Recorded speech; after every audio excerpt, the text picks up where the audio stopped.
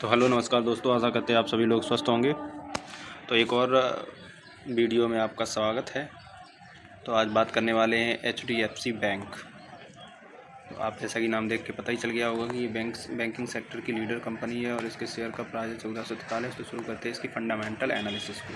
Sector का leader है तो अब इसके जो पॉइंट हैं उस पर नज़र डालते हैं। इसका मार्केट कैप है 10,96,000 यानी कि 11 लाख करोड़ का मार्केट कैप है और करेंट प्राइस है इस शेयर का 1443 रुपये। और इस शेयर ने 52 वीक हाई लगाया था 1758 रुपये और 52 वीक लो लगाया था 1363 रुपये। उस हिसाब से 1400 रुपये पे ये 52 वीक लो के करीब में, यानी कि बाइंग की एक बढ़िया अपॉर्चुनिटी लंबे समय के लिए इसमें बन रही है। अगर पी की बात करें तो शेयर का पी काफ़ी अच्छा है 16.1, यानी कि पी का मतलब होता है प्राइस टू अर्निंग रेशियो, यानी 16 रुपये लगाने पे आपको 1 रुपये अर्न होगा। और बुक वैल्यू 519 की है इसकी, वो भी ठीक है। डिविडेंड इल्ड 1.32, डिविडेंड इल्ड भी सही है। और ROC 6 और ROE 17 का है। फेस वैल्यू इस शेयर की 1 रुपये है। और अब देख लेते हैं इसके चार्ट की तरफ। तो ये 1 साल का ये चार्ट इसमें शो कर रहा है और 1 साल में अगर देखा जाए चार्ट में तो ये जो अपने हाई है उससे बिल्कुल नीचे ही है। लगभग ये 1400 का लो लगाया था अभी कुछ समय पहले जब मार्केट थोड़ा डाउन गया था। और अगर लंबे समय का देख लें तो इसका रिटर्न पता चलता है कि लंबे समय में इस शेयर ने कितना तगड़ा रिटर्न दिया है, कहाँ से कहाँ तक ये पहुँच गई। तो लंबे समय में इसने रिटर्न देख लेते हैं कि 2006 में ये कंपनी लगभग मार्केट में आई थी तो 157 के मतलब 53 रुपये के करीब ये शेयर था 2006 में। और आज इसका अगर शेयर प्राइस देखा जाए तो लगभग 1700 का इसने हाई लगाया है। तो लंबे समय के व्यू में ही पैसा निकलता है। और अगर देखा जाए तो मार्केट के जो किंग हैं वॉरेन बफेट हो गए, राकेश झुनझुनवाला हो गए अपने इंडिया के, तो ये लंबे समय में इन्होंने पैसा कमाया, कोई छोटे समय में पैसा नहीं कमाया। तो इन्वेस्टिंग तरीका या जर्नी लंबे समय की है, ना कि कम समय की। तो कम समय में ये है कि आप अपने खर्चे भर का या आप जो चाहें उस हिसाब से पैसा कमा सकते हैं, या फिर आपका एकमात्र रास्ता है ट्रेडिंग। तो ट्रेडिंग में तो सबको जानकारी होगी कि किस तरीके से लॉसेस भी होते हैं।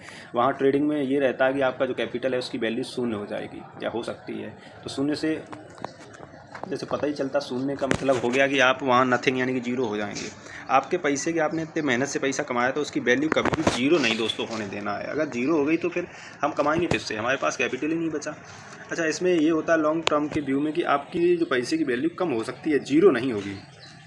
तो हमेशा जो हम लोग जो कम रिस्क लेने वाले लोग हैं, जैसे कि हम नहीं भैया बहुत बड़ा रिस्क उठा सकते या मैनेज कर सकते, हमें बस पैसा कम मिल जाए चलेगा, लेकिन जो है हमारे पैसे की वैल्यू जीरो नहीं होनी चाहिए। सबसे बड़ी बात ये है। तो अब आगे देखते हैं इसके कॉम्पिटिटर्स की बात करते हैं। तो कॉम्पिटिटर्स में पहले स्थान पे ही आता है HDFC बैंक और पी ये बता ही चुके, ये मार्केट कैप है, बुक वैल्यू ये सब पढ़ चुके। दूसरे नंबर पे ICICI बैंक आता है, फिर कोटक आता है, एक्सिस आता है, इंडसइंड आता है, IDBI और उसके बाद येस बैंक आता है। और अगर ज़्यादा ही सिक्योर खेलना है, अगर इन्वेस्ट करना है ज़्यादा सिक्योर, तो फिर SBI का आप SBI के शेयर खरीद सकते हैं। और बात करें अगर बैंकिंग सेक्टर के लीडर की, तो ये सभी बैंकों का एक तरीके का लीडर ही है, क्योंकि सबसे ज़्यादा मार्केट कैप है इसका और लंबे समय में इसने मल्टी बैगर रिटर्न दिए, लोगों को मालामाल कर दिया है। तो उस हिसाब से देखा जाए तो HDFC बैंक, क्योंकि गवर्नमेंट सेक्टर के शेयर उतनी तेज़ी से लंबे समय में उतना ग्रोथ नहीं कर पाते जितना प्राइवेट सेक्टर के बैंक जो है ग्रोथ किया है या ग्रोथ करते हैं। क्योंकि आप SBI से तुलना कर लीजिए, उसका अगर आप एनालिसिस करेंगे, कभी चार्ट अगर देखा होगा, तो SBI के साथ से जो प्राइवेट बैंक बाद में आए हैं उनके आज शेयर की वैल्यू बहुत ज़्यादा, लगभग डबल है। तो अब अगर इसके बैलेंस शीट की बात कर लेते हैं, सेल वगैरह तो बढ़ती है, प्रॉफिट लॉस में एक बार सेल इसकी रेवेन्यू देख लेते हैं। तो रेवेन्यू इसका लगातार बढ़ ही रहा है, नो डाउट। 1,70,754 करोड़ से 2.5 लाख पे इसका रेवेन्यू पहुंच गया है। तो इसके क्लाइंट लगातार, इसका बिजनेस ग्रो हो रहा है। तो हमें यही तो चाहिए, बिजनेस ग्रो होना चाहिए। हम शेयर का भाव देख के शेयर थोड़ी खरीदते, हम हमेशा, ये स्मार्ट लोगों का बिजनेस है, यही कहते हैं। तो हम लोग बिजनेस को खरीदते हैं कि अगर बिजनेस खरीदते हैं तो उसका रेवेन्यू हमेशा बढ़ना चाहिए, क्योंकि अगर उसका प्रोडक्ट नहीं बेचेगा तो प्रॉफिट कहाँ से आएगा। तो उस लिहाज से देखा जाए रेवेन्यू नंबर 1 पे है इसका। और अब बैलेंस शीट पे नज़र डालते हैं तो इसने कि रिज़र्व का मतलब हो गया, कंपनी की विपत्ति में वही ब्रह्मास्त्र होता है जो रिजर्व, कि आपके पास कितना कैपिटल पड़ा है, भविष्य में अगर कोई समस्या आ गई तो आप उसको निपटने के लिए आपके पास पैसा होना चाहिए। तो देखा जाए धुआंधार तरीके से 2017 से किस तरीके से रिजर्व में इजाफा हो रहा है। HDFC बैंक के 91,000 रुपये करोड़ के रिजर्व 2017 में थे और आज अगर 2023 की बात करी जाए तो 2,88,880, यानी अगर मोटा मोटी देखा जाए तो 3 लाख करोड़ के रिजर्व पड़े हुए हैं, रिजर्व HDFC बैंक के ऊपर। और अगर कर्जे की बात करी जाए तो कर्जा इसके ऊपर जो है 21,39,212 करोड़ का कर्जा है। तो कर्जा देखा जाए तो काफ़ी है कर्जा, लेकिन और अगर फंडामेंटल के हिसाब से लंबे समय का व्यू देख के और बैंकिंग जिस हिसाब से लोन वगैरह प्रोवाइड कराती है तो वो इसी में आता है।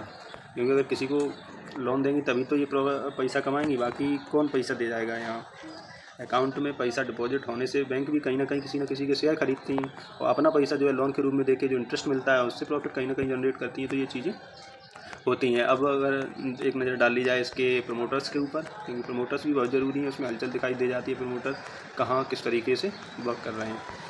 तो अगर देखा जाए तो प्रमोटर 2022 में 25 प्रमोटर थे, FIs 32 थे, DIs 27 थे और गवर्नमेंट सेक्टर 0 और पब्लिक की होल्डिंग 14 थी। ये मोटा मोटी भी बैक 2022 का देख लिया। आप बात करते 2023 दिसंबर यानी कि लगभग 2024 के समथिंग। तो इनके जो प्रमोटर थे, प्रमोटर ने माल पूरा बेच दिया है। ख़रीदा किसने, ये सबसे बड़ी चीज़ है। बेच दिया वो मायने नहीं रखता है, ख़रीदा किसने ये मायने रखता है। अगर जनता खरीदती है तो हमारे लिए रेड अलर्ट कि हमें शेयर में हाथ डालने वाला नहीं है। अगर FIs DIs खरीदते हैं क्योंकि उनका लंबे टाइम का व्यू होता है, वो बहुत तगड़ा एनालिसिस करके हर चीज़ देख के ही शेयर में हाथ डालते हैं। तो प्रमोटर ने शेयर अपना जो हिस्सा है बेचा है। ख़रीदा किसने, FIs यानी कि फॉरेन के इन्वेस्टर है। और इनका हिस्सा कितना हो गया है, लगभग 33 से 52.31 यानी कि 52.5% हिस्सा FIs के पास आ गया है। इन्होंने अपनी होल्डिंग बढ़ाई है और DIs की होल्डिंग लगभग 26 से 30.54% हो गई है। और गवर्नमेंट सेक्टर की जो होल्डिंग है वो इजाफा हुआ है 0.16% से 17% इजाफा हुआ है। और अगर पब्लिक की बात कर ली जाए तो पब्लिक 16.98%। अच्छी बात है, क्योंकि इसमें मेन चीज़ फैक्ट देखने वाली बात ये है कि पब्लिक की होल्डिंग कब कम हुई है। क्योंकि जब शेयर का प्राइस कम होता है तो जाहिर सी बात है कि पब्लिक पैनिक सिचुएशन में अपना मतलब सस्ते भाव में बेच के निकल लेती है। क्योंकि उन लोगों का यही मोटिव एक तरीके का मानना रहता है कि अरे शेयर गिरने लगा, कोई खरीदेगा नहीं और शेयर मार्केट ध्वस्त हो जाएगा। इस लिहाज से अगर देखा जाए तो पब्लिक हमेशा पैनिक सिचुएशन में ज़रा सा शेयर गिरा नहीं कि बेचना शुरू कर देते हैं। तो इसलिए होल्डिंग बड़े लोगों के हाथ में होना बहुत ज़रूरी है। पब्लिक के हाथ में होगी तो पंप एंड डंप कभी भी शेयर हो जाएगा, कोई बड़ी बात नहीं है। तो पब्लिक की होल्डिंग कम हुई है यानी कि हमारे लिए संकेत है कि हम इसमें फ्रेश एंट्री यहाँ से ले सकते हैं। और लगभग अगर शॉर्ट टर्म का व्यू देखा जाए तो अगर अभी 1400 का है तो 1600 रुपये पे शेयर मतलब शॉर्ट टर्म में हम प्रॉफिट लेके निकल सकते हैं। और लंबे समय के लिए तो नो डाउट तगड़ा बम्पर रिटर्न तो देने वाली ये बैंक है ही।